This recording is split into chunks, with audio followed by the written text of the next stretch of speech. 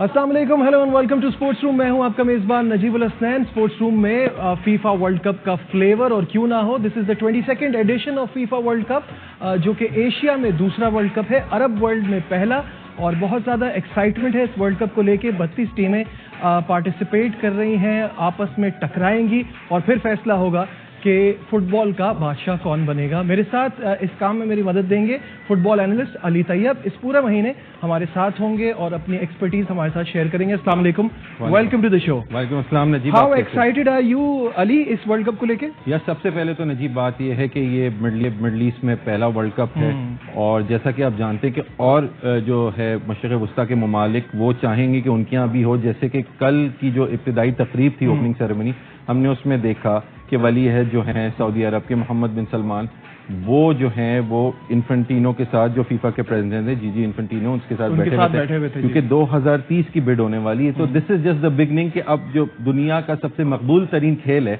वो अब इस रीजन में आएगा और उसकी वजह से ताल्लुकात भी बेहतर हो रहे हैं। हाँ, आप देखें उनके पास जो चपखलिश उनके दरमियान चल रही थी, अब जो है वो चीज रिपेयर होती आपको नजर आ रही है। ठीक है, बड़ा ही शानदार माहौल था और बड़ा जबरदस्त आगाज हुआ, लेकिन आगाज में कतर जिससे एक्सपेक्टेशन थी कि जैसे एक रिवायत रही है कि होस्ट टीम जो है वो पहला मैच जीतती है, शायद ये भी जीत जाए, लेकिन it was too much to ask against Ecuador. 2-0 से कामयाबी हासिल की इक्वाडोर ने। वेलेंसिया ने दोनों गोल किए और उनकी तो लग रहा था शॉट ऑन टारगेट भी नहीं हो रहे थे। आप ये देखेंगे उन्होंने तो 3 दफा बॉल नेट में डाली, एक दफा ऑफ साइड भी करार दे दिया था जो पहला दफा जब उन्होंने किया था। और मैं ये समझता हूँ कि it was a stroll in the park, बड़ा आसान था। वो चाहते थे और ज्यादा से जीत सकते थे, लेकिन वो फिर एनर वेलेंसिया को उन्होंने सब्स्टिट्यूट करके मुतबादिल खिलाड़ी लिया, आगे मैचों के लिए बचाया, क्योंकि इतना आसान था। कतर की टीम के बारे में जो हम सुन रहे थे कि इन्होंने 6 महीने के एक विगरस ट्रेनिंग से गुजरे हैं। हाँ, ट्रेनिंग गुजरे, तो वो चीज हमें पिच पे रिफ्लेक्ट होती भी नहीं नजर आई, क्योंकि मतलब क्वालिटी में बहुत फर्क था ना। जैसे हम मिसाल में जैसे दूं कि आप किसी एसोसिएट टीम से एक जो है टेस्ट क्रिकेटिंग टीम को खिला दें, तो जाहिर है वो जो ब्रिज होता है वो कम हो जाता है। हाँ, वो बहुत फर्क, आपको जाहिर फर्क था। ठीक है, अच्छा let's talk about the games today, क्योंकि अब तो बड़े तेजी से बहुत सारे गेम्स होने हैं और बहुत ज्यादा फुटबॉल की एक्साइटमेंट अभी राउंड ऑफ 16 तक बहुत तेजी से चलेगी। आज के दिन 3 मैचेस हैं। पहला है इंग्लैंड और ईरान का खलीफा इंटरनेशनल स्टेडियम में, दूसरा मैच सेनेगल वर्सेस नेदरलैंड है, और तीसरा यूएसए और वेल्स का है जो कि सुबह 12 बजे होगा पाकिस्तानी वक्त के हिसाब से। तो if we talk about England, what are your expectations this time? खैर हर बार जब वर्ल्ड कप होता है, जो यहाँ के सपोर्टर्स हैं because of English Premier League, वो इंग्लैंड को बड़ा सपोर्ट करते हैं और हर बार उनकी उम्मीदें होती हैं इंग्लैंड से, इस बार भी है। Do you think this team has what it takes to be number 1? On paper आप कह सकते हैं कि इतना टैलेंट इस यंग टीम में है कि वो इस टूर्नामेंट में आगे जा सकती है। अब कितना कैरेक्टर है इस टीम में, ये हमें देखना है, क्योंकि आप देखो कि इनकी जो फॉरवर्ड लाइन है उसमें चले हैरी केन एक एक्सपीरियंस खिलाड़ी हैं, लेकिन बकायो साका रिलेटिवली वेरी यंग है। वही बकायो साका हैं जिन्होंने यूरो पेनल्टी मिस की थी। आपको तो हमेशा याद रहते हैं, आर्सेनल फैन है आप, तो ये 21 साल के प्लेयर कैसा फ्यूचर दिख रहा है? He is a very good prodigy. आप देखें कि ये अभी इंग्लिश प्रीमियर लीग में he is the main catalyst, जो आर्सेनल जितना अच्छा परफॉर्म कर रहे हैं। हम देखें कि मैनचेस्टर सिटी जैसी टीम से 5 पॉइंट की उनको बरतरी हासिल है, हालांकि अब सीजन में ब्रेक आ गया, तो इनसे बड़ी तवक्कुआत हैं। उसके साथ साथ आप देखें फिल फोडेन है, जिनको आज मैं लाइनअप देख रहा हूँ तो आई एम सरप्राइज कि गैरेथ साउथगेट ने उन्हें नहीं खिलाया। Perhaps as an impact substitute use कर सकते हैं।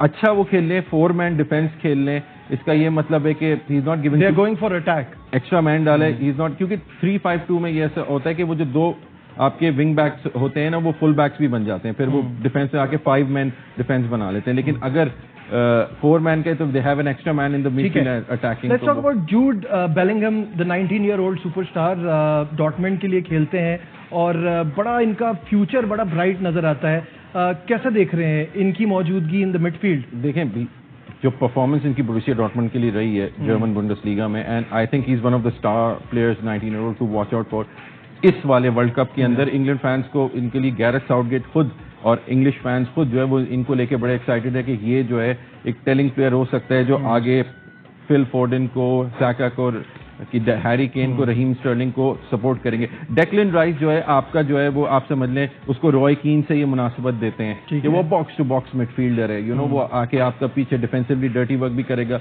And he is gonna carry the ball forward, ball को आगे लेके जाएगा और आगे अटैकिंग प्लेयर्स में पास करेगा। तो expect a lot of good things from Declan rice. लेकिन अगर आप इंग्लैंड की बेंच भी देखें तो बड़ी मतलब उनकी जो है ना तगड़ी बेंच आप उसको कह सकते हैं कि जिसमें आपके पास राइट बैक के ऊपर बेन वाइट का भी ऑप्शन है और ट्रेंट अलेक्जेंडर-आर्नोल्ड भी हैं, और आज की जो गैरेथ साउथगेट की टीम है उसने ज़ाहिर है एक सॉर्ट ऑफ एन एक्सपेरिमेंट कर रहा है, वो देखना चाह रहा है कि ईरान ऑब्वियसली इनको चोक करेगा, ब्लॉक करेगा, इतना इजी नहीं होगा इनके लिए कि to break through the midfield और द डिफेंस। अच्छा, गैरेथ साउथगेट का खुद का फ्यूचर क्या नजर आता है कि England has been there all the time but titles नहीं जीतती है, तो ये उनकी परफॉर्मेंस पर भी एक क्वेश्चन मार्क लगता है इसको लेके? हाँ बिल्कुल जाहिर है। अब ये गैरेथ साउथगेट आप खुद देखेंगे कि if he is able to win the World Cup, क्या वो कंटिन्यू करते नहीं करते, या फिर इंग्लैंड का को इंटरनेशनल ये जो है एडवेंचर फिर किसी डिसअपॉइंटमेंट में खत्म होता है। तो इंग्लैंड के पास एज सच फुटबॉल एसोसिएशन के पास क्या ऑप्शंस हैं, क्या वो मोरिसियो पोटेचिनो की तरफ जाएंगे जो कि आजकल पीएसजी के बाद जो है वो फ्री हैं और इंग्लिश गेम को, इंग्लिश प्लेयर्स को बहुत अच्छी तरह जानते भी हैं क्योंकि उन्होंने टॉटनहम हॉटस्पर के साथ बहुत अच्छी कारकर्दगी दिखाई है। चैंपियंस लीग के फाइनल तक में टॉटनहम को वो लेकर आ चुके हैं, तो he knows the English game. अच्छा, इंग्लिश टीम के बारे में तो सब बहुत ज्यादा जानते हैं। On the other hand Iran उनका अपना स्टाइल है, ज्यादातर इनके प्लेयर्स ग्रीस में अपनी लीग खेलते हैं, कुछ ईरान में भी खेलते हैं, तो what do we expect from Iran? Iran जाहिर है रेजिलियंस तो एक चीज होगी, लेकिन फुटबॉल में ये होता है जब आपको पता होता है कि इन टर्म्स ऑफ एबिलिटी आप कि कोई टीम आपसे बढ़तर है तो आपका एक डिफेंसिव होता है। आप कोई भी क्लब फुटबॉल में भी देख लें, इंटरनेशनल फुटबॉल में भी देख लें कि टीम्स जो होती है फिर वो डिफेंसिवली सेटअप होती है। ईरान का भी आज आप लाइनअप देखें तो उनका डिफेंसिव वो है कि हमें इंग्लैंड को रोकना है। तो वो जैसा मैंने आपको बताया, इंग्लैंड बेशक अगर हम प्रिडिक्ट करें तो इंग्लैंड जीत जाएगा, जीत जाना चाहिए, लेकिन ये कोई 4-5-0 की विक्ट्री नहीं होगी। What about their coach Carlos Queiroz, ओहो द नोटोरियस वन, ये पुर्तगाल के भी कोच रह चुके हैं और मैनचेस्टर यूनाइटेड में ये एलेक्स फर्गसन के असिस्टेंट भी थे। जी, असिस्टेंट भी रह चुके हैं। तो he knows the English team, he knows the English culture, the game किस तरह खेला जाता है, तो maybe he has a trick or two up his sleeve. ये जो है ये हमें देखना पड़ेगा। ठीक है Ali, moving on, Netherland versus Senegal, और यहाँ एक्सपेक्टेशन क्या है आपकी?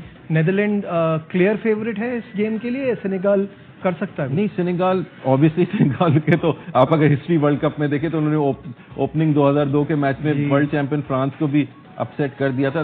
जाहिर है वो खुद इस वक्त अपसेट होंगे क्योंकि उनका जो स्टार प्लेयर है सैडियो माने वो इंजर हो गए हैं और उनसे बड़ी एक्सपेक्टेशन थी। वो लिवरपूल में उन्होंने इतना अच्छा परफॉर्म किया, चैंपियंस लीग जीती, प्रीमियर लीग जीती, फिर उन्होंने राह फरार इख्तियार की बायर्न म्यूनिख के लिए अपनी मर्जी से। लेकिन मुझे ऐसा लगता है कि ये डिसअपॉइंटमेंट सेनेगाल को इस वर्ल्ड कप में साथ लेकर आए हैं वो, because they have a lot of expectation from him. हाँ, वो उनका टैलिस्मैन है ना। आप अगर अर्जेंटीना से मेसी को निकाल दें या पोर्टुगल से चले रोनाल्डो का तो अपनी, क्योंकि पोर्टुगल की टीम तो फिर भी बहुत उसमें क्लासी प्लेयर्स हैं, लेकिन ये कि मेसी को निकाल दें तो वो जो होता है ना गुब्बारे में से हवा जो है वो निकल जाती है। तो वो आई थिंक उस डिसअपॉइंटमेंट के अगेंस्ट अगर आप नेदरलैंड्स की तरफ आए ना जी, तो नेदरलैंड्स के पास उनका डिफेंस काफी अच्छा है। आप वर्जिल वैन डाइक को देख लें, पर अटैक में Memphis Depay, Frenkie de Jong, मतलब they have got good players and star players जो कि उनको मैच जिता सकते हैं, अच्छी यूरोपियन लीग में खेल रहे हैं। फाइनली वेल्स और यूएसए, और वेल्स के लिए तो हम सब चाहते थे कि गैरेथ बेल को वर्ल्ड कप में देखें, और 64 इयर्स के बाद क्वालिफाई किया है वेल्स ने वर्ल्ड कप के लिए। This is amazing. 1958 के बाद पहली दफा जो है वो वेल्स आए, और गैरेथ बेल जो है ज़ाहिर MLS चैंपियन भी है, वो अब अपनी जो है फुटबॉल अमेरिका में खेलते हैं, और उनसे ज्यादा कौन यूएस की टीम के बारे में जानता होगा, क्योंकि अमेरिका की जो स्क्वाड है उसमें 9 खिलाड़ी हैं जो मेजर लीग सॉकर में अपना फुटबॉल खेलते हैं, जो कि बहुत अच्छी बात है कि उनका होम ग्राउंड टैलेंट आ रहा है उन्हीं की अपनी लीग से। ये बड़ी एक खुशाइन बात है in that part of the world जहां फुटबॉल को सॉकर बोला जाता है ठीक है ना। तो वो वहां पे जो है वो अब इस गेम में आ रहे हैं, तो which is a good thing. चलें, लेकिन बस एक बात ऐड कर सकूं कि टैलिस्मैन गैरेथ बेल, उनका भी आखिरी वर्ल्ड कप है और सारी नजरें उनके ऊपर होंगी, and I feel he still has the magic कि वो बट आप जो भी कह लें अली, ये वर्ल्ड कप जो है क्रिस्टियानो रोनाल्डो और मेसी की वजह से और पॉपुलर होगा, because this is going to be their last World Cup. हाँ, अगर इन दोनों की टीमें फाइनल में आ जाए, क्योंकि ऑन पेपर आप पोर्टुगल को भी डिस्काउंट नहीं कर सकते। ठीक है, यहाँ लेते हैं, मत जाइएगा, विल बी राइट बैक।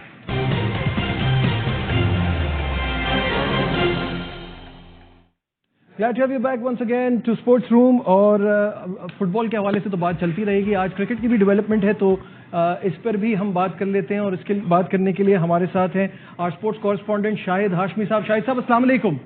वालेकुम अस्सलाम। शाहिद साहब, पाकिस्तान क्रिकेट बोर्ड ने जो इंग्लैंड की सीरीज है उसके लिए अपना टेस्ट स्क्वाड की अनाउंसमेंट कर दी है। फवाद आलम, यासिर शाह, हसन अली टीम का हिस्सा नहीं है। जो सवालात उठ रहे हैं, पहले तो आप बताइए कि आपके ओपिनियन में क्या ये टीम ठीक है?